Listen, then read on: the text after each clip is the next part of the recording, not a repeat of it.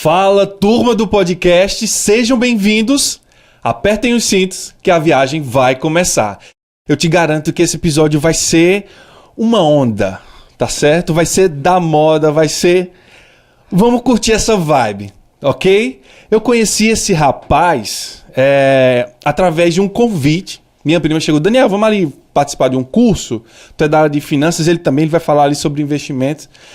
Eu, como sempre, recusei, né? Mas aí depois, tanto ela convenceu, eu fui. E aí foi quando eu conheci esse homem fantástico que me ensinou um conceito, um entendimento um pouco melhor sobre inflação. Aí, tá vendo? Ah, foi lá a primeira vez? Foi lá a primeira vez. Eu tô aqui com o pastor, como é que eu posso te chamar? Pastor, professor? Só Beto. Beto? É melhor. Fico mais à vontade. Pronto. Roberto, mais conhecido como Beto. Muito obrigado por aceitar o convite, muito obrigado por estar aqui. Eu espero que esse papo a gente aproveite bastante. Amém, né? O amém é o linguajar de pastor, né? Mas eu acho que a gente vai falar de tudo aqui. É um prazer estar aqui, né? É um prazer estar na sua casa com o seu podcast, você está me recebendo. Realmente, desde que você, né, surgiu o convite, eu, cara, tenho que ir, tenho que participar de alguma forma. Não sei qual vai ser a minha contribuição, espero que muita, né, mas a minha vontade é realmente estar contribuindo com vocês e no que a gente puder estar trazendo de conhecimento que vai ajudar quem for ouvir, quem está assistindo a gente, para mim já foi mais que o objetivo alcançado. Pronto. Que bom. Deixa eu ler aqui o currículo do Beto. Eita. Trouxe aqui, né? Mais conhecido não, né? Beto Sullivan, tu é também cantor? Nada. Da família? Sabe de interior, né? Ver o nome chique num filme, aí tu botar no meu filho. Não, foi assim, foi essa pegada. Foi. Todo mundo acha que Roberto Sullivan, né? Sullivan é como se fosse meu sobrenome, né? Ah, tua família é irlandesa, né? Ah, eu vi teu nome nas letrinhas lá do filme, né? Que eu vi dos Estados Unidos, de Hollywood. Mas não. Nada a ver. Meu avô botou no meu pai, porque achou bonito. Aí meu pai achou mais bonito ainda, botou no meu irmão. Não vou ficar só com biga esse negócio? Eu passei pra minha filha. Então acabou que se começou uma família Sullivan, né? Mas não foi na Irlanda, nos Estados Unidos, nem na Escandinávia, né? Foi no Ceará mesmo. Interessante. Que legal. Então, há 36 anos, casado. Não, tu me lascou, né? Ué. 33, mano. Eu disse o quê? 36. Ih, foi sem querer, ó. É as entradas, né? 33 anos, casado, pai também. Pai de pastor da Igreja Religaren. Bacharel em Ciências Econômicas. Econômicas? Porque eu acho que eu pulei. Bacharel em Ciências Econômicas, isso, na Unifor. Bacharel em Comércio Exterior, na Unifor. E Master Coaching Financeiro, no ICF. No Instituto Coach Financeiro. Foi lá que, na verdade, começou essa grande questão do investimento, né? E é justamente isso que eu queria perguntar. Como foi, eu queria entender como foi que você iniciou nessa área de finanças, de economia, de negócios. Como foi que você começou? Posso ser muito sincero? Porque até onde eu sei, você era um surfista, né? Ainda sou, né? Ainda é surfista? Ainda sou. Daqui a pouco eu vou pra Fortaleza de novo, pegar minha onda. Rapaz... É mais de foto, né? O pessoal fica achando, Beto, tu surfa muito, né? Mas surfo não, é só foto. Mas só de estar lá é bom. Mas como foi essa início diferença? Começou... Tudo começa com o seu interesse, né? E o meu interesse sempre foi, desde novo, acho que quando eu tinha 16 anos, eu quero investir na bolsa. Baseado em quê, Beto? Eu vi minha mãe foi uma pessoa que... Ela trabalhou muito a vida toda, ela era jornalista, então ela trabalhava muito. E ela trabalhava carnaval, Semana Santa, Ano Novo ou Natal, ela tinha que escolher um dos dois. Então as nossas viagens eram sempre muito poldadas por conta dos trabalhos dela. Em alguns momentos, a gente viajou muito, graças a Deus, mas sempre teve esse conflito dentro de casa. Então quando eu comecei a primeira vez, ouvi falar sobre ação, bolsa de valores, o que realmente me interessou foi, sabe o quê? Uma preguiça. Meu irmão, eu lá quero trabalhar que nem minha mãe. Não vou nada. Esse negócio de viver de renda, será que, né?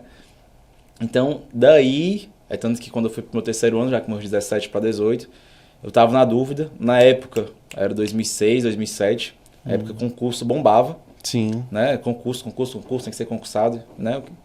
Entrei nessa onda também. Que é uma tragédia pro país, né? Pro país é péssimo essa onda de concurso. Então, poxa, faço o quê? Faço direito? Faço direito? Já que tá todo mundo aí. Não, cara, eu vou fazer economia.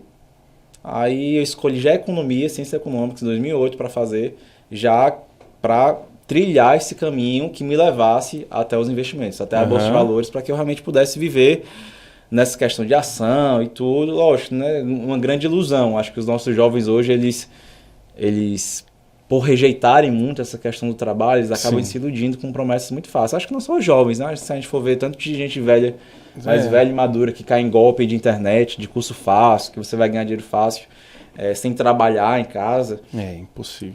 São vários que caem nesse tipo de golpe, né? Mas, graças a Deus, estamos aqui hoje. A gente pode trabalhar um pouquinho, entender um pouco, né? Movimentar um pouco e aprender um pouco da realidade também do que é o mercado de ações, mercado de renda variável, de investimentos, que é algo hoje, eu acho, imprescindível todo mundo saber. Com certeza. Né? Mas hoje, fiquei na dúvida aqui, mas hoje você vive debaixo da sombra do coqueiro? Não. Só esperando a onda perfeita ali para dar o... Ah, Jesus, escuta teu filho, Deus. Não, na verdade não. Hoje eu entendo que tem um rumo, um caminho a ser trilhado até você chegar lá, né? Eu acho que esses cursos de internet, eles prometem coisas fáceis, mas que para se tornar realidade, primeiro que é complicado, segundo que leva um tempo. Eu entendo que hoje você precisa trabalhar e investir. Quando você ficar um pouco mais velho, você pode colher os frutos do seu trabalho, mas ainda continuar trabalhando, continuar produzindo. Então é isso que eu quero, é esse caminho que eu estou querendo trilhar, construir, que não penso, né, ficar, estou na sombra do coqueiro. Pelo contrário, vamos trabalhar, vamos produzir, que eu acho que é a melhor coisa que a gente pode fazer. Pronto. E você falou umas coisas aí que até pensei em falar com você. Você foi entrando e disse, não, então é bom falar. Como é a cabeça do brasileiro? Como é que você enxerga a cabeça do brasileiro em relação à educação financeira? Se você quiser, até em relação ao dinheiro. Porque eu tenho uma visão em que o brasileiro tem uma aversão ao dinheiro. Existe uma certa construção cultural, às vezes uma construção até mesmo religiosa, Sim. de que o dinheiro é o mal, né? Então, eu queria que você pudesse falar um pouco do que você entende, que você já percebeu, dos seus estudos.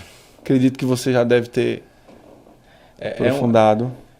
É uma pergunta ampla, né? Não sei se eu vou conseguir responder. A gente tem tempo, então fica à vontade. Né? Preparei, galera. Mas, se a gente for falar primeiro da educação do brasileiro, a gente vai primeiro ter que entender que são gerações diferentes. A geração dos nossos pais dava um valor a uma coisa que a de hoje não dá. Talvez a dos nossos pais tenha estudado menos, mas eles valorizam algo que é mais precioso, que é a questão do trabalho. Sim. Só que é lógico, se a gente for trazer para o financeiro, eles penaram muito mais do que nós, né? Eles cresceram durante, sei lá, uma ditadura militar, inflação altíssima, pegaram aquela transição, né? Saindo da ditadura para a democracia, aí teve a questão do colo, né? Eles são roubados na poupança deles, ficam com medo, e agora o que é que eu faço? Então eles vão rejeitando meio que essa questão do mercado financeiro. A nossa geração, vou dizer a nossa geração me colocando, sei lá, com meus 18 anos, né? Com 20 anos. A nossa geração hoje, ela já é meio induzida a imaginar ou ver, né, o mercado de ações ou um mercado de renda variável com pessoas ávidas por querer sugar o que é seu, né? Pessoas que são meio que inescrupulosas. O mercado de capital como um local de gente inescrupulosa, que não tem limite, né? Que não tem, às vezes, honra, né? Que é realmente aquela questão do capitalista que quer roubar do trabalhador. E você percebe que é uma completa ignorância, né? A nossa geração é extremamente ignorante financeiramente falando. Eu acho que se a nossa população fosse mais educada financeiramente, a gente voltaria muito melhor. A gente elegeria muito melhor. Porque nós seríamos não tão facilmente enganados com aquelas promessas que são feitas para nós em época de campanha. Sim. Olha, eu vou te prometer tantos R$1.000, né? Vou te prometer auxílio de tanto. Mas como é que vai vir esse dinheiro? De onde é que vem esse dinheiro? Como é que vai vir essa cesta básica? Como é que vai chegar até mim? Ou seja, você percebe que nós somos ignorantes financeiramente falando. Nossa geração, os nossos pais, poucos são os que realmente vão entender. E tu fala muito dessa questão cultural, né? A questão... Estou tentando fazer uma apanhada aqui. Na verdade, a gente tem uma cultura que é avessa ao trabalho. Graças a Deus, eu creio que, pelo que eu conheço da família de vocês têm referência em casa de homem trabalhador. Uhum. Né? Mas, se a gente for pegar a população geral, nós não temos. Mas aí a gente vai... É conversa longa. Porque a gente vai ter que remontar lá para as nossas influências europeias, né? Ou até teológicas, vamos dizer assim. Durante a época medieval, né, a Igreja Apostólica Romana, que foi quem nos catequizou aqui no Brasil, sempre viu o trabalho como uma maldição. No caso, poxa, por que Adão agora teve que ralar? Porque ele pecou. E qual foi o resultado disso? Adão, porque você pecou, porque você comeu do fruto, agora tu vai ter que suar para comer dessa terra. Então a gente tem esse entendimento que, poxa, o trabalho é resultado do pecado. Do pecado. E aí veio como uma punição, de certa forma. Então, Trabalhar é uma punição. O trabalho é uma punição. Então você começa a perceber que a Europa, no hemisfério que é um pouco mais baixo, Portugal e Espanha principalmente, eles têm muito essa questão do trabalho como uma maldição. A França já meio que um pouquinho também. Não, peraí que isso aí explodiu minha cabeça, não vou mentir não. Deixa eu tomar um pouquinho d'água também. Pode tomar. Mas você falou uma coisa e eu lembrei de um estudo que o Primo Rico, como é o nome dele? Tiago Nigro. Ele fez com o povo nórdico. Sim. E a relação deles com o dinheiro. Você vê que a maioria dos países, para as bandas de lá, eles são economicamente mais prósperos, ricos, né? Então, você juntando esses dois pontos, minha cabeça explodiu. Sinceramente, até mesmo se perguntasse, eu nunca teria essa conclusão na minha cabeça, não. Eu só falaria do lado de lá, tá entendendo? Sim. E aí começou com a catequização. É porque tu manteve várias teorias. Por exemplo, eu já vi aquele professor Roque, não sei se você já ouviu falar nele. É um cara que estuda ciências políticas, que tem estudos com relação ao clima. Por que países do hemisfério norte prosperam mais que os do sul? Se a gente for perceber, e a ciência prova isso, que a produtividade do trabalhador em países que faz mais calor são menores. A produtividade por si só diminui. Enquanto quem está no hemisfério norte, que faz mais frio, aumenta. Então, vão ter várias explicações do porquê o norte, vamos dizer assim, do mundo, né? Vou falar que nem a Dilma, né? No sul. Estamos no sul, que quer subir para o norte. Eu entendi o que ela quis dizer. Apesar de parecer meio difícil, eu entendi, né? Eu me esforcei, eu acabei entendendo o que ela quis dizer ali quando ela assumiu a presença do BRICS. Mas tem várias teorias, mas quando a gente olha para essa questão da mente, né? E é lógico, né, que a gente esteja aqui criticando, até porque às vezes a gente mesmo, né, tanto evangélico, protestante como católico, a nossa teologia ela vai evoluindo, né, com relação ao tempo. Mas quando a gente olha essa questão da mente, como o protestante sempre quis liberdade, porque ele foi perseguido, ele era muito perseguido na Espanha. Portugal e Espanha foram os países mais perseguidos, junto com a Inglaterra, né, na época da Maria, depois do Henrique VI. Também, mas principalmente na Espanha e Portugal, tanto o judeu como o protestante eles foram muito perseguidos. Então o que é que eles queriam? Liberdade. De quê? Religião. Liberdade religiosa. Deles poderem ter a fé que eles quisessem ter. Então, nessa perseguição, o que é que eles acabam fazendo? Subindo. E não é porque uma bênção acompanhou, mas foi uma mentalidade de liberdade que os acompanhou e, por consequência, prosperaram. Tá dando para entender um pouco? Tá, dá sim. Então, é tanto que nós deveríamos ser a York, né? Tem duas teorias. Tem a York, que era da Inglaterra, e tem a York, que é da Holanda. Então, tanto o judeu, protestante, querendo liberdade, vem para onde? Em Portugal. Vem para Recife, né? Passa um tempinho aqui no Brasil, passa um tempo em Recife, passa um tempo, eles são o quê? Expulsos. Onde é que eles vão parar agora? Na América do Norte. E ao chegar na América do Norte, eles fundam o que agora? A Nova York, né? Ou a New York.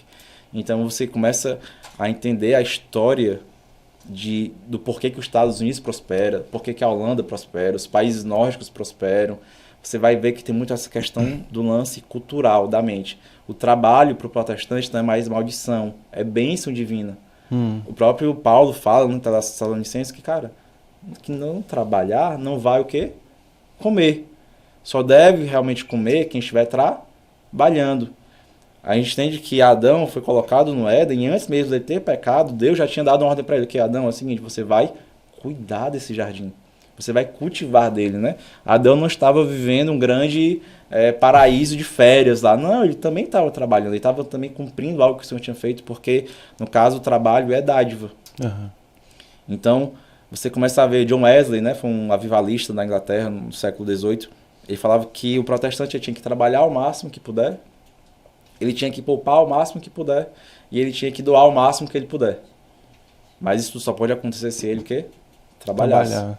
Então, assim, Max Weber, né, é um dos filósofos a respeito de trabalho, filosofia. Ele fala a mesma coisa, né, sobre a questão de como enxergamos ou como dar valor ao trabalho. E ele começa a fazer exatamente esse estudo da mentalidade, do impacto que tem. Então, assim, a gente tem essa herança de que trabalho é maldição. A gente tem essa herança já incutida que o capitalismo é ruim. Uhum. A gente tem essa herança que os outros devem me ajudar. É meio que isso, né? Hoje, sim. O governo tem que me ajudar. A gente tem uma mania, uma vontade de terceirizar o que acontece conosco, em vez de chamar para nós e dizer, cara, o culpado sou eu. Uhum. Se eu estou assim, é porque eu não estou trabalhando, é porque eu não estudei, é porque eu podia estar melhor. Né? Então a gente vive esse fatalismo. Né? Esse fatalismo que acaba nos afundando como nação e sociedade. É que nem um meme que circulou, que muita gente acha legal, ri. Eu até tenho um certo conceito que eu não posto meme nas minhas redes sociais. Uhum. Na verdade, eu faço crítica a esses memes, que falam principalmente sobre a vida financeira. Por quê? Porque é você rindo de você mesmo e aquilo lhe dá uma condição de comodismo. Acontece comigo, acontece com ele, então é normal. É o cara falando assim, porra, nessa encarnação tá ruim, mas na próxima, por favor, Deus aí me ajuda, porque na próxima eu não quero vir assim. Por que tu não faz alguma coisa agora nessa? Uhum. Eu acho que para quem quer construir alguma coisa sempre vai haver dificuldade. Não vai ser um mar de rosas passar por alguma condição, seja social, seja onde você mora, seja o que você tem, o que você não tem, o que você perdeu, mas sim, trabalhando você conquista. E existe algum passo a passo, alguma forma que você possa desconstruir isso na sua mente, na sua vivência? Por exemplo, né, existe aquele conceito de que você é um resumo das 5 pessoas que você mais convive. Sim. Então, mudar o ambiente, eu acredito que seja já uma maneira. Conviver com pessoas que buscam, conquistaram e ainda querem um pouco a mais. Uhum. Conviver com essas pessoas vai fazer sua mente também mudar. Então, fora isso, ou você tem outros pensamentos, ou não existe esse negócio de mudar a mentalidade. Querendo ou não, a igreja evangélica meio que ela adotou um pouco do coach, né? O coach ela adotou um pouco da Bíblia, né? E a igreja viu que deu certo e acabou trazendo para o púlpito também. Mas, então acaba que vira meio que moda, né? Hoje a questão do coach, a questão financeira, da mente e etc, como é que comporta. Mas tem um cara que eu amo, é o Jordan Peterson, não sei se você já ouviu falar. Quem não? Quem não devia conhecer, tá certo? Pronto, que é uma dica, começa por aí, né? É um filósofo canadense, ele é um cara excelente. Então assim, Beto, qual a dica que tu daria? Eu vou te dar uma dica que não é minha, mas que, por mais que seja difícil, às vezes você implementar, cara, é o começo. É você começar a agir nas coisas que você consegue agir, que você tem influência sobre isso. Ele conta no livro dele, 12 Regras para a Vida, até cita lá, toda vez que eu pego um paciente que tem ansiedade, depressão, enfim, tem muita coisa desregulada na vida dele, eu pergunto, que horas você acorda? Show. É loucura, né? Eu vou até confessar, minha câmera é essa, né, rapaz? Tô só esquecendo. O Daniel estava aqui conversando comigo, ele falou que ele tem, né, os seus agora preceitos de vida, né? Sim. compromisso que tu fez com você mesmo. Exatamente. Se alimentar bem, fazer exercício e dormir bem. São 3 coisas que você tem controle sobre isso. Tem coisas que você não tem muito controle. Uhum. E tem até o estoicismo, né? Também virou moda em algumas páginas do Instagram por aí. e esses filósofos estoicos, né? Que aparece até Paulo, quando tá lá pregando em Atenas, começa a ter um conflito entre os epicureus e os estoicos. Ou seja, é uma filosofia já bem antiga. E eles falam exatamente isso, cara. Você deve atuar naquilo que você consegue influenciar. Por exemplo, ai meu Deus, o Biden ganhou, o Trump ganhou. Aí a galera quer dar uma de bem entendida, fica até 3, eu sou um desses, fui muitas vezes um desses. Fica até 3, 4 horas da manhã repercutindo as falas, né, de quem vai ganhar, meu Deus. Quando na verdade vai importar? Vai, mas não vai te influenciar em nada, porque você não tem capacidade de mudar, você não vota nos Estados Unidos, você não vai convencer um americano a mudar de voto, mas às vezes o cara quer dar onde entende não. Por que eu tô falando isso? Cara, você não tem controle sobre isso. Por mais que seja bom você saber, você primeiro deve agir nas coisas que você consegue controlar, que é o quê? Teu sono, tua alimentação, tua prática de exercício. A gente vive numa geração extremamente ansiosa, né? Talvez não, com certeza a doença da mente é a doença dos nossos dias. Mas quando você vai ver, são pessoas que não conseguem primeiro dizer que, cara, se eu tô assim, é por minha causa. Foi por minha causa. É tanto que na igreja, né, talvez os cortes, né, tem um grande debate, viu, Alisson, na teologia, pelo menos na protestante. Não vou dizer nem que é um grande debate, alguns acreditam, outros não. Maldição hereditária, já ouviu falar? Já ouvi falar, sim. Maldição hereditária. Existe ou não existe? Alguns acham que existe, outros acham que não existe. Acho que Deus, na Ezequiel, disse, não, cara, para com esse negócio de maldição hereditária. Pare de colocar desculpa nisso, né? Tanto que lá em João capítulo 9, quando os discípulos vê aquele cego, perguntam, poxa, por que ele tá assim? Quem pecou, ele ou seus pais? Aí Jesus, nem ele, nem seus pais, mas isso foi para que a glória de Deus se revelasse. Então a gente começa a entrar nesse debate. E eu não vou adentrar nesse debate, mas o que eu percebo é que às vezes tem gente que fica, porque meu pai foi assim. Porque eu tenho uma maldição sobre a minha vida. Cara, assume a responsabilidade, entendeu? Se você acredita, confesse e mude. Teve uma menina que eu fui aconselhar e ela ficou, porque eu não tive o pai que você teve. Talvez seria a conversa com vocês. Eu não tive a família que vocês tiveram. Aí eu falei, fulano, tem filho de traficante que vira médico. Tem favelado, pobre, miserável, que prospera do nada. Eu conheço um empresário em Fortaleza, o cara não sabe falar. Ele não sabe falar, Daniel. Ele começa a falar, o que esse cara tá falando? Aí eu pergunto pro filho dele, né, que é meu amigo. Acho que teu pai falou o que agora? Eu não entendi nada. Aí eles começam a rir. Interpreta. Como foi a história de vida dele? Tava no Rio de Janeiro, lá no morro, ia ter Dia das Crianças. O pessoal que ia levar os brinquedos pra lá, bateram fofo, né? Furaram. Aí ele viu aquela situação, ele mais novo, apesar de não saber falar, tinha que vontade. Ele disse que, cara, deixa que eu trago os brinquedos. Deu um jeito, montou os brinquedos e a partir dali ele montou uma fábrica de brinquedos. Hoje é um homem extremamente próspero em Fortaleza. Apartamento, carro, enfim, o filho já cresceu em uma realidade completamente diferente da dele. Então eu falo assim, independente do que a pessoa acredite ou não, mas a responsabilidade, no final das contas, ainda é sua. É sua. E quando você entende isso, e por que é importante entender isso, né? Às vezes a pessoa não entende. Por que é importante saber disso? Porque aí você começa a colocar a primeira base para você mudar a realidade que você está. Enquanto você não aceita a responsabilidade, enquanto você ainda fica, a culpa é do pai, da mãe, do irmão, porque eu fui roubado, eu fui enganado, não sei o quê. Cara, você não consegue entrar num caminho onde você vai começar a mudar a vida. Você vai estar sempre aguardando, vai estar sempre esperando, né? Vai lá apostar na Mega Sena. Enquanto, na verdade, não vai acontecer, né? Não vai rolar. Cara, eu tiro isso, um exemplo desse na minha família. Até recentemente eu fiz uma postagem falando justamente sobre isso, né? O título, na verdade, foi assim, ser escroto é uma escolha. E essa postagem foi para falar do aniversário do meu pai. Porque ele foi criado sem pai. Sim. Então, ele tinha a desculpa, que hoje todo mundo fala, porque você não tem pai, porque você teve pai, é que você é assim. Eu não tenho, então por isso que eu sou assim. Meu pai foi criado sem pai. ele não tinha referência masculina, ele não tinha referência paterna, mas se você olhar para ele hoje, quer dizer, não basta nem olhar para ele, olha para os filhos dele, digamos assim. Então você vê que ele não se colocou nessa posição de coitado e quis ser o melhor que ele poderia ser, o melhor pai que ele poderia ser. Verdade. E na postagem eu falei assim, eu não quero ser, eu não vou dizer que eu quero ser metade do homem que ele foi, não. Porque aí eu vou estar destruindo a imagem dele. Sim. Eu quero ser ou no mesmo nível ou melhor. Porque tu tem essa responsabilidade, né? Sim. E, na verdade, não é nem que ele teria a desculpa. Na verdade, é plausível. Pô, o cara não teve referência. E, realmente, você não ter pai, você não ter mãe, você não ter pai, cara, isso causa um trauma na pessoa.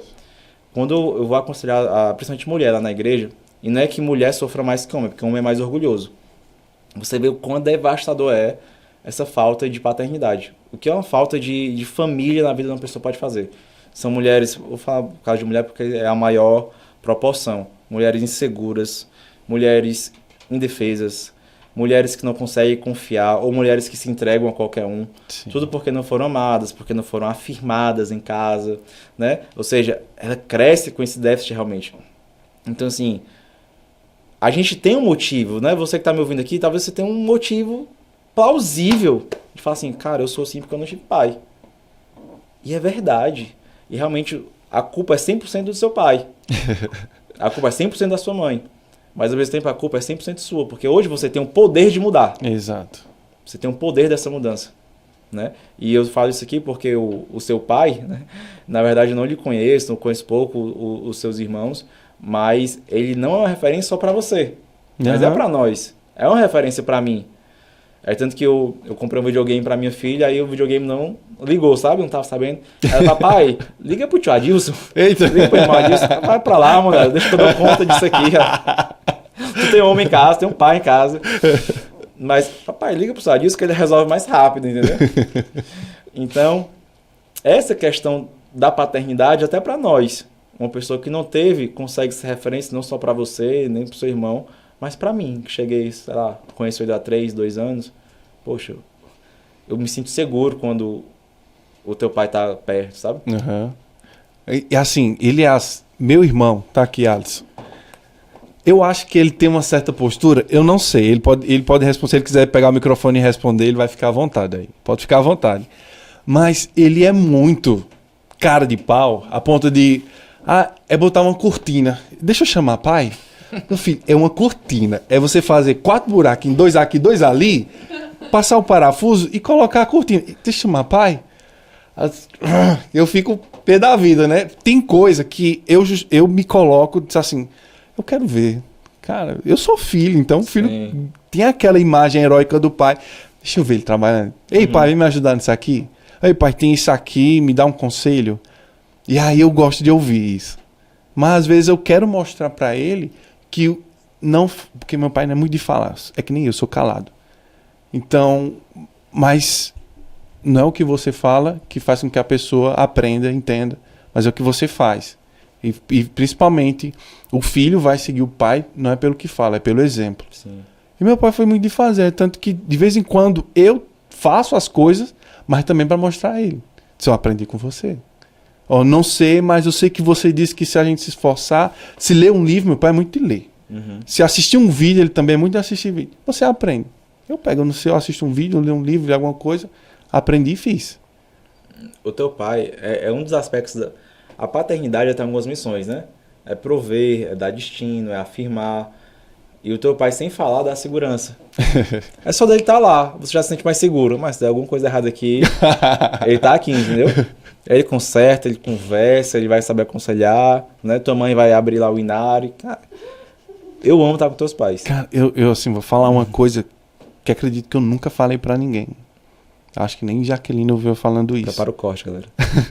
Mas só teve uma vez na vida que eu vi meu pai chorar. É mesmo. Eu tento até não falar, porque eu sei que me comove. Mas foi quando meu tio morreu, o irmão dele. Que eles não se viam há um bom tempo, né? Mas depois ele voltou, tava morando por aqui, mas veio a falecer. E foi a primeira vez que eu vi meu pai chorando. E isso me acabou também, né? Porque a imagem que eu tinha do meu pai era forte, inabalável, né? Casca grossa, tudo sem sentimentos até. E aquele foi a primeira e única vez, eu acho, não sei. Não, teve outras vezes, mas já tava um pouco mais... eu entendo essa parada de homem, vem cá. Mas, pô, então é lindo, eu acho lindo isso, eu ver isso no meu pai. Quem ele é por completo. Sim. E ele se mostrando dessa forma. Eu não sei se ele percebeu ou se eu falei isso pra ele, não sei, mas... É isso, é interessante. Deixa eu tomar uma aguinha aqui. Mas é isso, a nossa construção de vida ela é muito marcada por nós estarmos sempre querendo botar a responsabilidade pro outro, né? E eu acho muito importante a gente estar sempre frisando isso aqui. E é lógico, é que nem eu falei, você tem todos os motivos. Cara, não estudei, não fiz tal coisa, não fui para tal lugar, não visitei os mesmos lugares que tais pessoas do meu Instagram. Mas você tem a capacidade, o poder de mudar a situação que você vive hoje. E é por isso que a questão, se hoje, no nosso tempo, a doença do século, a doença do nosso tempo é a nossa mente, a solução também está na nossa mente. Uhum. Uma das soluções também está na nossa mente, né? Aí a gente entra no outro papo, né? Mas, assim, graças a Deus, eu quero falar pelos meus pais até para talvez voltar um pouco. Os meus pais, eles conseguiram me dar destino. Eles conseguiram me dar destino. Eu lembro que eu cheguei no 2º ano, no ensino médio, eu falei assim, ó, mãe, Lene foi o cara. Foi, meu filho? Foi. O justo. Revolucionou, ajudou a questão da Revolução Russa, igualdade. Cheguei maravilhado em casa com a aula que eu tinha tido, sabe? Aí a minha mãe falou, foi, meu filho? Pois vem cá, vamos sentar aqui. Vamos ver quem foi. Vamos ver o que falou. E vamos ver o resultado. Desde esse dia eu entendi que quem realmente educa são os pais. Sim. Quem educa são os pais. É tanto que nessa minha vontade, né, de, poxa, vou viver de renda variável, vou procurar ações, passei no grande sonho de todo mundo. Ixi, aí eu vou entrar no tema polêmico, viu? No grande sonho de todo mundo. Passei na UFC. Primeira fase, na época o vestibular era diferente, não era o Enem, mas fiquei em 9º na primeira fase, caí um pouquinho na segunda fase, mas entrei super bem colocado, bem posicionado. Topíssimo, não aguentei 2 anos. Mas em qual área? Economia. Economia mesmo? Se você for pegar meu currículo, eu sou formado em economia na Unifor, né, na particular, na Universidade de Fortaleza. Mas eu comecei na UFC, Universidade Federal do Ceará. E é surreal. Era surreal eu estar naquela faculdade. Sabe uma coisa que não cabia em mim? Vou virar economista. Cara, HP 12C. Matemática financeira. Era opcional. Opcional. Imagina só, tu dono da empresa, vou contratar o Roberto, economista. Deixa eu ver qual é o currículo da faculdade dele. Olha, matemática financeira, ele se formou sem fazer. Porque era opcional. Não precisava. Aí quando eu pego o meu currículo, eu passei mais de 1 ano estudando Marx 1 e Marx 2. Oxi. Eu só me formava se eu tivesse estudado Marx 1 e Marx 2. Porque essas cadeiras filosóficas é que daria, né? Depois dos 2 anos, geralmente faculdade é assim, são 4 anos, depois dos 2 é bem teórico, os outros próximos 2 são mais práticos e tal. Mas nesses 2 anos, Marx 1 e Marx 2, toda segunda e sexta-feira, vamos abrir o Capital e vamos estudar lá. 1 ano estudando. Fora os outros pensamentos, né? Eu, meu irmão, isso aqui não vai me preparar para a vida, não. Isso aqui não vai me preparar para a vida. Aí acabei viajando, fui morar nos Estados Unidos. Quando eu voltei, já não queria mais saber, larguei mão. Aí fui pra Unifor. Mas é exatamente a questão da mente, entendeu? A questão da mente. Que me fez mudar de faculdade. Foi a questão da mente, de como estava influenciando minha cabeça, que me fez querer sair dali. E é lógico, meu pai, poxa, não tô pagando, né? UFC e tal, federal. Mas não tem condição de ficar aqui. Não tem condição, entendeu? Então acabou que eu fui para a Unifor extremamente decepcionado com a economia. Fui fazer comércio exterior. Aí na Unifor, o poder de um professor, o poder de uma referência. Eu tive um professor que ele, Beto, começava a me ensinar. Me mostrava gráfico, me explicava os candles, como é que subia, como é porquê e tal. Caramba, eu amo a economia. Eu tava odiando a economia, mas agora só por causa de um homem que começou a me ensinar como é que eu ia realmente viver. Ele, não, mas essas contas esquece, na HP do você tu faz assim, já sai o resultado. Olha só. Aí, mas é assim. Aí eu voltei a me apaixonar. Então, me formei como exterior.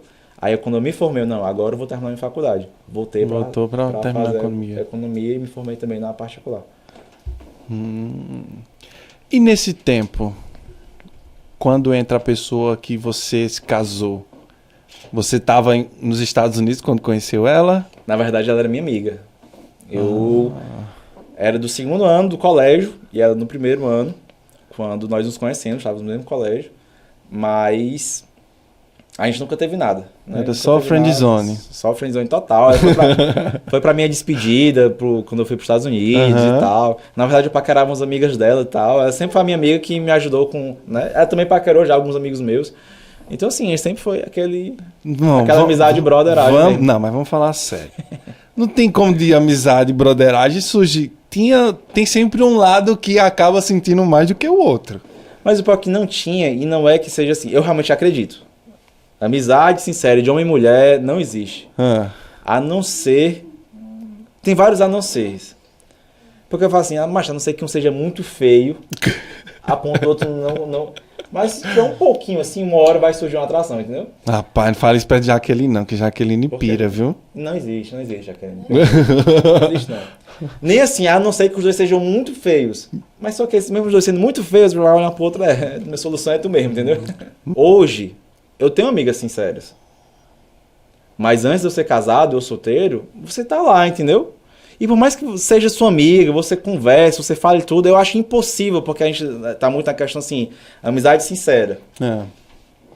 Talvez você não se lembre, ou ela nunca falou, mas acho que em algum momento, os dois solteiros, saiu pra tomar uma, né, que eu já vivi no mundo, me converti faz um tempinho, mas eu curti bem minha vida. Tomou uma, conversou alguma coisa, é impossível, não ter nem passar pela cabeça. E se? Né? E talvez... Aí é aí que perde a sinceridade. Mas às vezes não rola, não acontece nada, a pessoa deixa esse pensamento e volta a ser amigo. Mas eu acho impossível, em algum momento, não ter passado nem um pensamento, né? Tipo, entendo. Será? Sim. E aí, mas concorda? Concordo, sim. Ela concorda. mas é tanto que, por exemplo, a relação de amizade... Pelo menos um pensamentozinho, né? Mas muda, por exemplo, a relação de amizade que eu tinha com elas quando era solteiro, era uma. A relação de amizade que eu tive quando a gente começou a namorar, foi outra. Quando a gente noivou, outra. E agora casado, é outra. Continuam sendo minhas amigas. Mas claro que o relacionamento, o convívio, os assuntos... Sim. A forma de tratar um outro vai ser um pouco diferente. Não vai ser a mesma de quando todo mundo era assim, solteiro. A amizade sincera é tipo assim, os dois nunca pensaram, nunca cogitaram. Eu acho que eu tenho amizades, amigas, mulheres, que, poxa, sinceríssimas, entendeu? Mas é porque hoje ninguém cogitaria. Mas acho que em algum momento, pelo menos, houve uma cogitação. E não é que impeça hoje, porque eu casei de continuar amigo delas, entendeu? Mas eu acho que homem e mulher solteiro, né? Vou fazer isso adendo. É impossível existir amizade sincera. Não tem como, não. Não tem como. Não tem como. Eu concordo nessa parte, sim. Sim, mas falta falar de vocês. Estavam todo mundo na friendzone ali? Era só amigo? Só amigo é quando foi... Eu me converti, né? Finalmente vim pra igreja, aceitei Jesus, comecei minha caminhada. Então... automaticamente eu já dei aquela afastada. Aí ela tava numa festa no Mucuripe Clube, não sei se quantos daqui conhecem, lá em Fortaleza era um boate muito famoso. A gente conhece por nome. Por nome, né? Era muito, muito conhecida. Aí ela tava voltando com um amigo meu no carro e falaram meu nome. Aí esse amigo falou assim, ei, tu sabia que o Roberto tá lá naquela igreja agora, na videira e tal, se converteu, o bicho parou de andar com a gente. Exagerado, né? Ela, foi mesmo, só que ela já estava frequentando a igreja. Ela, entendi. Ele tá lá firme agora. Então, assim, já era algo que ela queria se firmar na igreja. Mas, às vezes, por falta de amizade. Por isso que amizade e relacionamento é importante para tudo. Algo que eu valorizo muito na igreja é os relacionamentos que a gente constrói lá. Então, ela veio falar comigo, eu tô. Aí, como a gente já era amigo, sei lá, 7 anos, 8 anos, aí eu envolvi ela no PG, né? No pequeno grupo lá que eu conhecia as meninas. Enfim, mas a gente continuou muito amiga. Tanto que eu ajeitei um ex-namorado pra ela, né? Enquanto eu tava ficando com outra menina dentro da igreja, pecando, né? Confissão aqui. Então, assim, a gente continuou muito amiga. Até que passou um ano, ela solteira, um pouco mais de um ano ela solteira. E é o que eu sempre falo, né? Poxa, estamos falando de tudo mesmo, né? Por isso que até é 10 horas hoje. Relacionamento. Eu, com a minha mulher, eu me apaixonei muito mais na consciência do que no coração. É tanto que os conselhos que eu dou hoje pros casais é tipo assim, cara, faz uma lista do que você quer. Uma lista bem racional, sabe? Até a pessoa tá noiva. Cara, tu já fez tua lista? Diga exemplos dessa lista. Aquela conta de bodegueiro, né? O cara vai fazer o mais e o menos, no final ele vai ver. Cara, eu quero família, como ela é com seus amigos, como ela é, sei lá, com a sobrinha. Porque a minha esposa foi assim, cara, conhece os pais, família boa. Sim. Ela tinha uma sobrinha que era pequenininha na época, então eu via quando ela acompanhava, ela trazia essa sobrinha, ela cuidando, ela dando banho. Era uma mulher extremamente extrovertida, que sabia lidar bem com todo mundo, era aquela mulher muito recolhida, que pra mim eu não queria aquilo. Ok. Né? Eu não queria uma mulher que se anulasse, eu queria uma mulher que realmente estivesse comigo, fosse extrovertida, tratasse todo mundo bem. Então eu fui percebendo isso, caramba, a Isabela, mas o apelido dela é Belinha, né? Poxa, a Belinha vai dar uma esposa daquelas.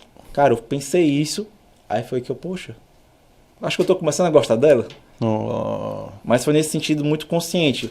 Poxa, essa mulher vai dar uma boa esposa. Aí eita, eu acho que eu tô gostando dela. Não foi ao contrário, eu acho que eu tô gostando dela e talvez ela dê uma boa esposa. Foi não, ela vai dar uma boa esposa e agora eu tô gostando dela. Entendi. Entendeu mais ou menos? Não, mais ou menos, eu acho que entendi perfeitamente. Eu fiz essa lista também com Jaqueline. Pra quem não entende bem a história...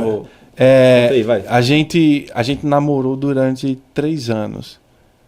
E aí a gente terminou por motivos que Jaqueline me largou e foi pra Argentina. Me largou, eu disse a ela que... Largou de mão. Eu disse a ela que eu não sei namorar à distância. Pra mim não acontece. E principalmente por uma realidade minha, Ou sabe? eu, Argentina, ela tá bom, vou pra Argentina. E foi, e me deixou. E aí, quando é que você vai voltar? Eu volto já. E aí passava um mês. E quando é que tu volta? Mês que vem. E passava o outro mês, e o outro mês e nada. Eu disse, tá bom, não tô aguentando mais não, tá me fazendo mais sofrer que não sei o que. A gente terminou.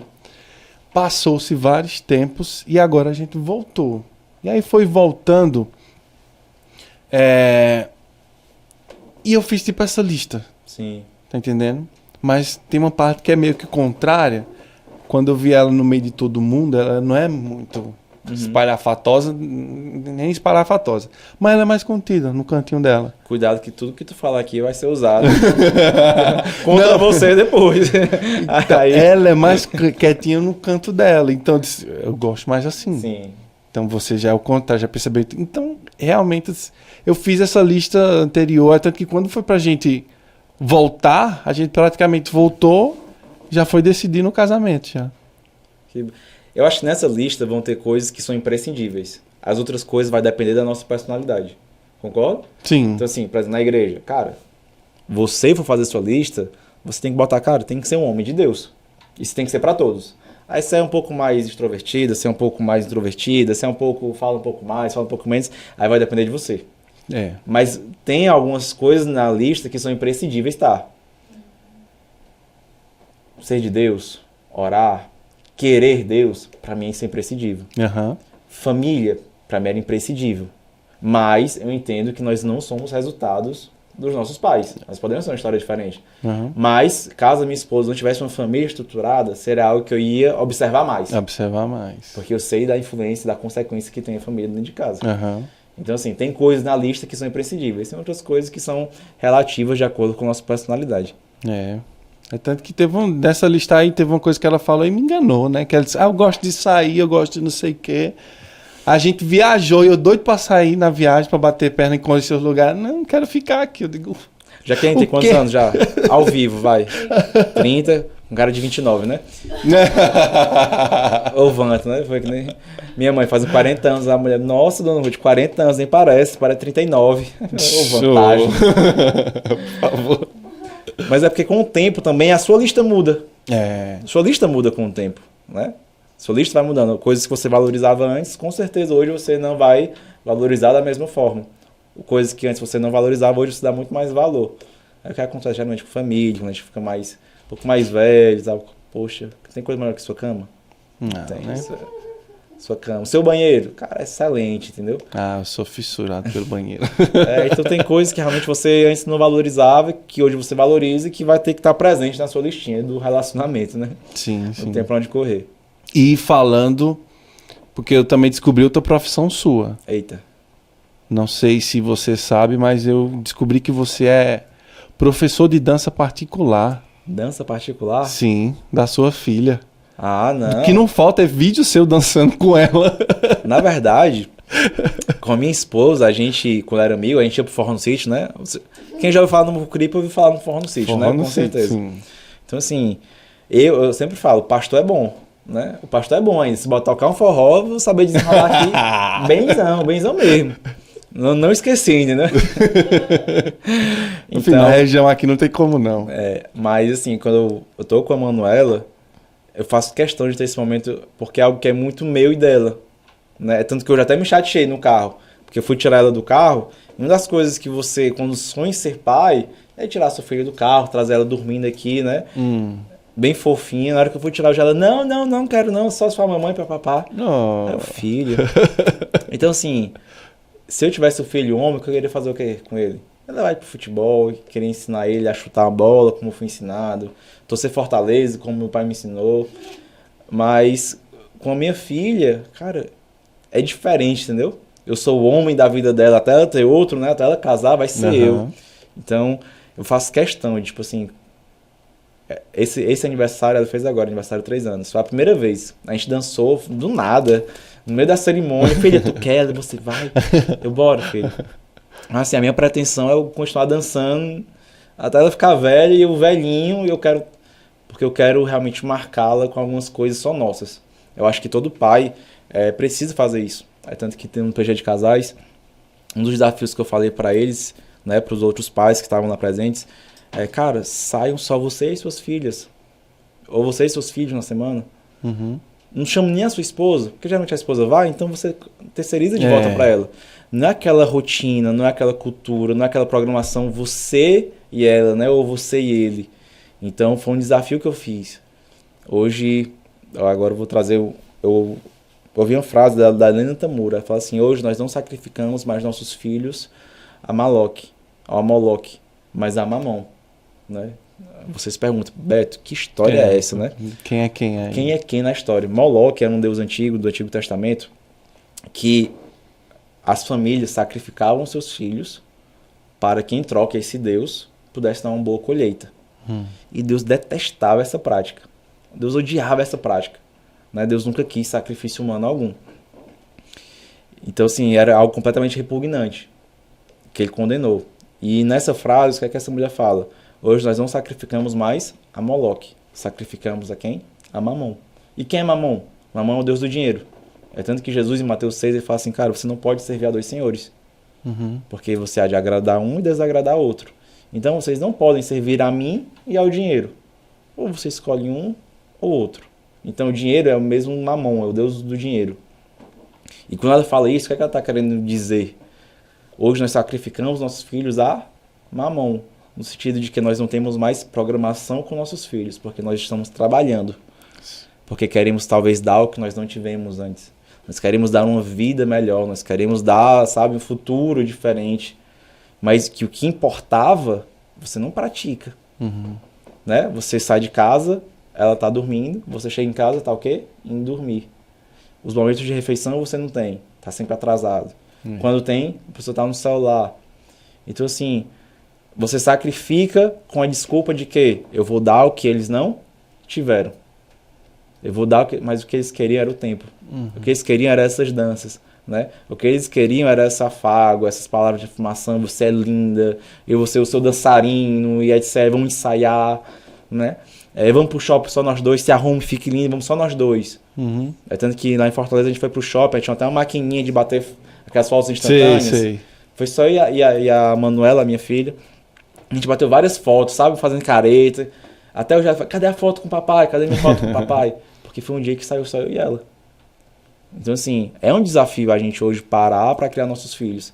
E não é criar simplesmente, tô dando comida, tô dando uma dormida boa, um local confortável. É realmente, poxa, filho, eu te amo. Né? É você afirmar seu filho nisso. Cara, eu toco nesse assunto, eu não tenho filho, mas eu gosto de ouvir porque eu preciso aprender. Sim. Eu não quero aprender, entender, estar preparado quando ele chegar. Ou, quer dizer, começar a me preparar quando ele chegar. Eu tô repetindo, né? Eu falo ele, porque eu já espero na minha cabeça que era um menino. Quando é assim, vem mulher, viu? Eu espero que eu esteja jogando aí muitos sinais, aí Deus ouça, né? Todas essas orações. Mas eu quero estar preparado. E por isso que eu fico perguntando. Eu puxo isso, eu estudo, eu leio, eu ouço um podcast também falando sobre isso. Porque eu quero estar preparado quando for o momento. É engraçado porque eu percebi que nessas lojas que vendem roupa, fralda, tudo para criança, acho que deveria também vender livros. Sim. Pais de primeira viagem, alguma coisa assim. Porque os pais precisam entender, não é um Tamagotchi. Uhum. Tá entendendo? Não é só dar dinheiro, teto, uma proteçãozinha e pronto, que ele vai dar certo no futuro. Já querendo entoar a vida, viu? A vida, viu? Tem uma pesquisa que foi feita um bom tempo atrás com algumas mães e a forma como as mães tratavam seus filhos. Na pesquisa, deixaram as mães cuidar dos filhos, educar, dar carinho, afeto, da forma como elas queriam. Tinham aquelas que davam tudo bem estruturado, mas tinha aquelas que davam em excesso. Afeto demais, carinho demais, sei o quê. E aí passou os tempos e foram ver os resultados desses filhos depois de 25 anos. Como é que eles estavam na vida? E acredite, aqueles que tiveram mais carinho, mais afeto, mais cuidado, mais atenção da mãe, mais brincadeira com a mãe, foram bem mais sucedidos. Então, o ponto não foi o que a mãe deu financeiramente, objetos, mas foi o carinho. E aí existe a diferença entre dar carinho e mimar. Sim. Você consegue perceber essa diferença? Porque o que eu ouvi, né? Mimar é você não deixar a criança fazer aquilo que ela tem a capacidade de fazer. Se a criança consegue lavar os pratos, deixa ela lavar os pratos. Se ele consegue pegar o copo para tomar água, deixa ele pegar o copo e tomar água. Se ele consegue escovar os dentes sozinho, deixa escovar os dentes sozinho. Tomar banho sozinho. A partir do momento que você tira essa, digamos assim, deu para entender, independência dele, é que você está começando a mimar ele. Mas carinho demais, afeto demais, isso não mudaria ou não vai mudar a personalidade da criança. E a questão hoje, que é muito de debate, é muito a questão da disciplina, né? Eu não sei como é que o Alisson tem filha mulher, ele enxerga isso, mas hoje eu acho imprescindível a questão da disciplina. Principalmente eu como mulher. Porque... E aí que tá, né? A gente não... Tem coisa que a gente não vai se preparar, tem coisa que a gente vai se preparando no meio do caminho. Uhum. Mas eu comparo algumas meninas, né, filhas de amigos ao redor, e eu percebo as que se sentem mais seguras com os pais e menos inseguras com os pais.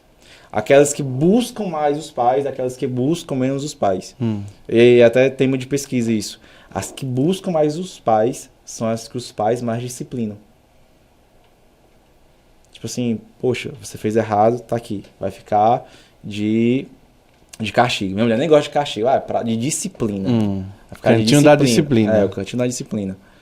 Crianças que são mais disciplinadas, é lógico, né? Com sabedoria, né? Não vai espancar a criança. Mas crianças ou meninas que são disciplinadas pelos seus pais, quando acontece alguma coisa com elas, elas voltam para os seus pais. Porque elas veem ali segurança neles. Elas veem segurança neles. Então, criar filho é uma arte. Eu acredito que é essa figura masculina que deve ter e que se ouve muito falar que é essa geração, digamos assim, o progressismo, eles estão querendo acabar com essa imagem. Porque esse homem forte, viril, másculo, é errado. Desse ponto de vista que você acabou de falar, não é bem assim. E não seria errado você ter essa postura. Às vezes eu posto uns vídeos, a forma como que o pai cuida da criança é a forma como a mãe. Uhum. Né? A mãe tá passando lá o hidratante no filho. Não quero não, quero que o pai passe. Aí chega o pai e fala assim, ó. E a criança adora. Então é preciso haver essa diferença. E você falando disso aí, a figura não, a postura masculina, né? Qual a importância de você nutrir isso e de você ser ou aprender a ser mais hoje, na família? Na família, vamos estar falando de família. É que a gente vai voltar para a paternidade, né? Uma das coisas que talvez a nossa geração não tenha limite. E por não haver limite, há consequências muito piores. Consegue entender? Então, uma das funções do pai é dar limite, é dar provisão, é dar destino. Quando eu falo dar segurança, é a mesma coisa que também dá limite. Concorda? Então, tem coisas que ninguém vai conseguir suprir. E não adianta o pai querer se parecer com a mãe. Não adianta. Eu em casa, quando minha mãe brigava, assim, eu e minha irmã ficava assim, achando a mãe brigando. De novo? Não sabe nem brigar, tipo assim, ela não sabe nem brigar, coitada. Ela começa a rir depois, eu choro. Aí tá nem aí, entendeu? Aí minha irmã estava, tá bom, mãe. Aí ela falava assim, vou falar pro seu pai quando ele chegar. Aí a gente... Ei, mãe, desculpa, mãe, foi mal. Desculpa. E é engraçado que a Manuela fez 3 anos. Mas desde o seu em pouco, quando ela já entendia algumas coisas, a Belinha, Manuela, não faça isso. A Manuela levava no pagode. Uhum. Quando eu falava, Manuela, não faça isso, ela, tá bom, papai, desculpa. Porque é nosso, entendeu? E é lógico, a gente vai errar muito. Uma das coisas que eu sei é que eu vou ter que ter um momento de libertação com a Manuela. É porque eu amei pouco ela? Não. Entendo. Mas é porque eu não vou conseguir ser perfeito. Então vai chegar uma fase da vida adulta dela que é extremamente necessário. Se você não fez, faça, amém? Chega pro seu pai e fala assim, pai, eu lhe perdoo por isso, isso e isso. Mãe, eu te perdoo porque tal dia você nem percebeu, tal momento, aconteceu isso. E eu olho pra ela, às vezes eu tô orando, filha, que a gente já prepara esse momento. Que o papai vai te amar muito, mas eu tenho certeza que eu vou errar em alguma área. E que a gente vai precisar ter essa conversa. E eu falo assim, Deus, porque eu não quero que a minha ligação com a Manuela seja simplesmente de sangue. Eu quero que realmente aconteça algo que seja no espírito, sabe? Que seja muito mais do que afetiva. Então, a gente vai amar tanto os nossos filhos que a gente vai errar. Eles vão precisar a gente vai precisar ter esse momento de libertação, sabe? Pai, desculpa. E ao mesmo tempo, pai, eu te perdoo por causa disso. A questão da família é loucura, né? Mas resumindo, eu não sei nem onde é que eu tava, mas eu comecei a pensar já isso, mas vai ter esse momento. Todo mundo precisa ter um momento de libertação com seus pais. É o mínimo. Tá com quanto tempo aí já? 1 horinha. Pronto. A gente vai entrar aqui na fase final. Já? Já, cara. Ô, Daniel, tá gostando não, cara? Tá tão não, bom tô conversar com gostando, mas... É o Alisson, impregnado, né? É o Alisson ali, ele disse que vai tocar daqui a pouco. Alisson é tecladista de uma banda aí. Mas ele também toca com todo mundo. Caramba. Cara, quando é bom é outra coisa. Não é não? Quem quiser contratar o Alisson, telefone, Alisson. Na próxima eu já mando aqui, ó. Vamos lá, eu vou fazer uma sequência de perguntas e vai ser tipo bate e volta, tá entendendo? Eu faço a pergunta e você responde. Eita. Você responde com a primeira coisa que vem na sua cabeça quando eu falar essa palavra. Eu sempre quis fazer isso em entrevista, é porque podcast, né? Essa questão de podcast, né? Democratizou o simples, né? Do nada eu tô aqui dando entrevista. Pois é. Do nada, fazer um bate-pronto aqui. Eu resgatei essa parte aqui pra gente. Meu Deus, será que eu tô preparado pra isso? isso? Eu vou começar com umas perguntinhas padrão, que é pro seu cérebro relaxar. Certo. Depois vai vir aquelas que são mais fortes e não use filtro. Amém. Por favor, o que vier, pode mandar. Qual a primeira coisa que vem na sua cabeça quando você ouve a palavra céu? Jesus. Comida. Doce. Doce, tá certo. É meu fraco. Né, amor? Tu sabe, né? Minha mulher fica, meu Deus do céu, para com esse negócio de doce, para. Vai. Cadê o homem que eu casei, bem magrinho? Vamos lá, então. Família. É tanta coisa que passa, mas se eu fosse definir uma palavra... Minha vontade de falar Jesus. Minha vontade é trazer muito para esse lado espiritual. Mas eu não sei como é que eu conseguiria definir. Acho que talvez se eu falasse amor também seria muito pouco. Porque eu acho que é muito mais profundo que isso. Eu acho que eu entendi. Eu não sei se a galera entendeu, mas é porque na sua concepção parece que família é uma coisa tão... Que encontrar uma coisa pra... Porque, tipo assim, se resumiria demais. Amor. Tipo assim, só isso, entendeu? Aham. É só isso, eu acho que é muito mais que isso, entendeu? Entendi. Fogo. Espírito Santo. Sucesso. Família. Praia. Do futuro.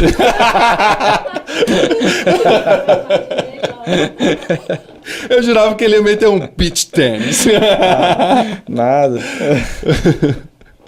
Homem. Meu pai. Dinheiro. Meio. Fé. Engraçado, tudo que eu quero falar de Jesus. É muito simples, eu acho que minha mente está meio destreinada. Mas minha fé que seja prática. Gostei. Eu ia falar treino, mas é melhor prática. Gostei. Agora vamos para a última etapa e eu quero que você escreva nesse papel. Deixa eu pegar aqui, tá certo? Eita. Me abaixar porque eu deixei no canto. Você vai escrever nesse papel. Ainda só faltou a fitinha pra gente colar ali, ó. Uma palavra que possa definir como você quer se enxergar no futuro. Tem uns planos pro meu futuro e essa palavra vai definir. Por quê? Vamos ver se explicando você consegue. Palavra ou... Uma palavra, 3 no máximo, uma frasezinha curta. Por quê? Porque daqui um tempinho lá na frente, eu vou trazer você aqui novamente e esse papel vai estar aqui nessa parede. Você escreve, a gente vai colar aqui. E aí eu quero saber se você ou realizou ou está mais perto de realizar essa palavra aqui que você colocou. O que é que você quer ter? Como você se imagina no futuro? Manda. Aí.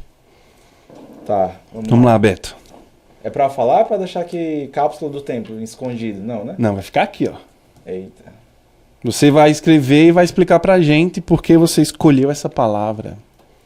Pode escrever primeiro e depois você explica. Tá tranquilo. Na verdade, eu vou escrever essa palavra aqui, mas ela seria mais... Ela era mais digna de uma explicação. Vou botar aqui, conquistar, vou botar no verbo. Pronto. Acho que a palavra que eu escolhi hoje seria conquista ou conquistar. Conquisto, conquistar. O homem que, conquistou, vamos dizer assim. Apesar de que eu saber que quem opera, né, quem começa, quem termina a boa obra é o Senhor, né? Então, na verdade, eu não preciso conquistar nada. Tem até um louvor antigo, que eu não sei se vocês conhecem, ou os pais de vocês cantam, né? Que diz assim, que tudo que o Senhor conquistou na cruz é direito nosso, é nossa herança. Então, assim, tudo que eu tinha para conquistar, ele já conquistou na cruz por mim. Né? Para mim, já está disponível para mim, para minha casa, para minha família, para o homem que eu quero ser. Mas eu entendo que há uma conquista dentro de mim que eu preciso permitir que o Senhor a faça. Tá dando para entender? Tô. Então, eu gosto muito de seriado de que às vezes guerra, essas coisas, né? Medieval, não sei o quê. Eu gosto muito de história, eu sou um cara apaixonado por história. Talvez eu tenha me apaixonado por economia, mas com a base da história. Então, e eu entendo que não há vitória sem conquista. Não há vitória sem batalhas. Uhum. Então, nesse processo, quando eu me vejo no futuro, cara, eu quero ser um homem que conquistou. Permitiu-se jejuar mais, conquistou, né, deixou Deus conquistar, me conquistar, se tornou um homem de Deus, se tornou um bom marido, se tornou um bom pai, se tornou um bom filho, né? Eu creio que tudo isso vai estar muito ligado a essa palavra, conquistou, conquistar. Não no sentido monetário, de sucesso para essa terra, não, isso aí não... Às vezes é uma briga que eu tenho, porque às vezes eu quero almejar isso, né? Tanto que eu coloquei meu negócio, fui abrir algo que, cara, não me dava um prazer, e me dava até É um certo status de vaidade pra cidade, né? Todo mundo conhece, começa a conhecer o negócio que eu tinha. Mas quando vem essa briga, né, da alma e do espírito, a minha vontade é que o Senhor sempre vença, ou que o Senhor sempre conquiste. E então, assim, eu abro mão, entendeu?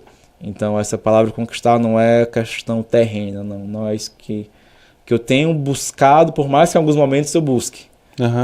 Mas não é esse tipo de conquista que eu quero ter. Amém? Amém. Não sei se eu consegui me expressar bem. Não, mas... demais. Eu diria que a gente fechou aqui com chave de ouro, você falando isso aí. Amém. Eu disse assim, pô, valeu a pena começar com você, viu? Valeu a pena essa estreia trazendo você. Então colar aqui, ó, nessa paredezinha aí. Espero que essa fita dê certo colar, né? Esse nosso cenário. Pronto. Próxima vez a gente vem pra falar de ação. Candles. Pronto. Renda variável. Pronto. Taxa Selic. Mas isso aqui é para que você venha depois. Eu vou deixar até uma introdução aqui. É impressionante. Taxa Selic é a taxa de juros da economia. Sim. Taxa básica de juros. Ela que vai controlar, tipo assim, poxa, a inflação tal, tá baixa. Bora botar a taxa Selic e tal. Isso vai influenciar em tudo. Financiamento, taxa de juros de banco, investimento. Cara, tudo tá atrelado à taxa Selic. É impressionante. Eu cheguei aqui na cidade em 2019, Daniel. Eu conversei com os empresários mais, não vou falar todos, mas grande parte dos empresários muito ricos da cidade. Pessoas próximas, você, meu irmão, que cara rico. Não sabem o básico. Não sabem o que é um tesouro direto. Beto, se investir no tesouro direto, qual é o meu risco? O cara não sabe. Não sabe. Eu fiquei assim, é sério? Se fosse, né, a gente aqui conversando, beleza. Né? Se fosse qualquer outro lugar, um espetinho, mato no escritório de uma fábrica top, e a pessoa pergunta assim, e se eu investir aqui, o que é que acontece? Por que a poupança é pior? Eu, não, Deus, me tira daqui, que eu não tô acreditando, não. A gente fazia o curso aqui em 2019, a gente começou a fazer vários cursos. Cara, eu achava que ia mais assim, uma galera universitária, uma galera que queria estar aprendendo e tudo. Mas uns velhos, ricos, cheios de terreno, carrão. É mesmo, né, Beto? Eu falo do Tesouro Direto porque é o tesouro que é o governo que garante, né? Então, isso aí todo mundo conhece mais, digamos assim, né? Todo mundo não, né? É isso que eu tô te falando. Engano nosso. Engano nosso. Tipo assim, todo mundo conhece. Não conhece. Do mais rico ao mais pobre, é lógico, mas dos mais ricos não conhece. Caramba. Então você vê assim, imagina, esse empresário prosperou por muitas qualidades. Visão, arrojo, ousado. Mas como foi o planejamento desse cara?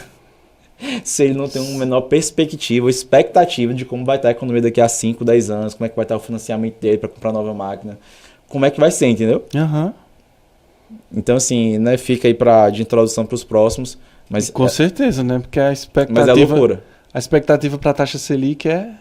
Mas é loucura queda, né? Quando você vai e vê, cara, essas pessoas não conhecem. Você acha que eu vou estar ensinando universitário, pessoa de colégio, pessoa classe média, porque você olha para uma fábrica, olha para uma empresa grande e você pensa, poxa, esse cara aqui com certeza sabe. Pode bater na porta, pode perguntar que ele não vai saber. Eu mesmo pensava isso. Eu sei. A maioria de nós, eu também pensava. A maioria de nós, a gente tende a acreditar, porque o sucesso do cara, tipo assim, tá dizendo para mim que ele sabe disso, mas não sabe. A nossa cidade, né, me colocando como cidadão juazeirense aqui, ou do Cariri, já colocar cidades perto, elas não sabem o básico. Então, assim, a gente está sempre à mercê, né, de promessa, de qualquer outra coisa. Da sorte, né, deu certo. Por quê? Mas porque deu. Porque foi Deus. Foi Deus mesmo, filho. Porque você entender isso aqui, tipo assim, por que tá 13,75? Não sei. Não sabe. É loucura. Ainda está trabalhando com isso? Dando aulas ou cursos? Curso eu parei, né? Dei uma parada. A gente meio que deu uma... Não vou dizer que eu fui pioneiro, mas depois que a gente começou, muita gente quis se espalhar também, teve muito convite. Mas hoje eu não dou mais aula, até porque eu me afastei um pouco, já que eu tive outros negócios, a questão da igreja e tudo. Mas quem quiser seguir nessa área, eu posso ajudar e siga, porque realmente a nossa questão de educacional, e não é a educação do menino que está lá na escola pública, não. É do empresário muito rico mesmo. Não sabe. Não tem a menor ideia. Bom, pronto. Eu queria agradecer a sua participação, agradecer o seu convite, agradecer por esse bate-papo aqui, essa conversa incrível. Como eu falei pra você, a gente vai falar só sobre... Não, vou fazer vários, a gente vai entrar em vários assuntos. Amém, amém. E eu gostei pra caramba, de verdade. Não vou mentir, não. A gente tá abrindo realmente com chave de ouro e saindo aqui bem mais, digamos, capacitado, instruído. Meu copo de conhecimentos está cheio, né? Eu sempre entro numa conversa com ele vazio, querendo aprender um pouco mais. Amém. E ele tá bem cheio hoje. Na verdade, foi um prazerzão estar aqui. Na verdade, estar mais perto de vocês. Porque é algo que, apesar de eu não estar, tipo assim, né? Não vou mentir, não estou orando em casa, ai meu Deus. Mas por amar muito os seus pais, sempre foi uma vontade do meu coração, sabe? Poxa, Adilson, Carminha, quem são teus filhos, né? O Alisson passa aqui, mais calado, mas... Daniel, tem o Daniel. Quem é Daniel que eu nunca vi, entendeu? Mas eu sempre tive esse anseio de ter essa proximidade, muito por conta deles. Muito por conta deles. Então, é tanto que eu vim por conta deles, mas eu saio daqui por conta de vocês. Porque realmente foi muito bom, foi prazeroso, mais do que qualquer tipo de conversa, foi realmente conhecê-los. Foi ter esse acesso novo, né? Acho que uma das coisas melhores na vida é você ter amizade. Se você tem amizade, cara, você já tem uns fundamentos bem colocados para você prosperar na vida. Sim. Então, foi um prazer. Obrigadão, Daniel. Eu agradeço. Muito obrigado, você que assistiu a gente. Oi? Não, sim, olha pra cá. Você. Muito obrigado você que assistiu esse episódio. A nossa estreia nesse novo cenário, nesse novo formato. Eu acredito que você gostou. Eu adorei. Então, se você gostou, deixa o like. Se não gostou, deixa o dislike, porque mesmo assim existe uma certa interação. Escreve um comentário. O que você perguntar para o pastor, eu leio o comentário, vou passar para ele a sua pergunta. Tá certo? Segue o nosso canal, ativa a notificação que a gente está lançando episódio novo uma vez por semana. Vai sair toda terça-feira, certo? Toda terça-feira, meio-dia, eu vou estar lançando episódio novo. Segue o nosso canal, me acompanha lá no Instagram. Pastor, para quem quer te acompanhar no Instagram? Daniel, eita. Ou nas redes sociais em geral, Twitter, TikTok, como é que pode encontrar? Tem meu Instagram, Beto Sullivan, e o Twitter também, mas hoje eu fechei. Os dois? O Twitter tá lá, o Twitter tá aberto, né? Bota uma opinião polêmica, um aqui, outra lá. Adoro. Eu também gosto. A minha mulher fica, para, tu é pastor. Mas me deixa um pouquinho aqui me expressar aqui. Mas ele é bem sutil, tá certo? Ele é bem sutil na hora de se expressar. Ele faz isso nos stories também, mas ele é bem sutil. Às vezes nem tanto. Às vezes é um escancarado meus stories, mas hoje eu fechei por conta dessa exposição. Mas se você quiser seguir, com certeza eu vou estar lá aceitando. Porque hoje o mundo tá muito loucura, né? Mas tendo que... Se estiver seguindo o podcast, estiver seguindo o Daniel, eu aceito. Pronto. Então segue lá, Beto Sullivan. Quiser também saber mais informação, tem a Igreja Religária Oficial. Com certeza você vai ter lá tema de postagem, alguns assuntos que vai te interessar. Talvez seja até mais fácil nos encontrar lá. Isso mesmo. Muito obrigado e a gente se vê na próxima. Um abraço.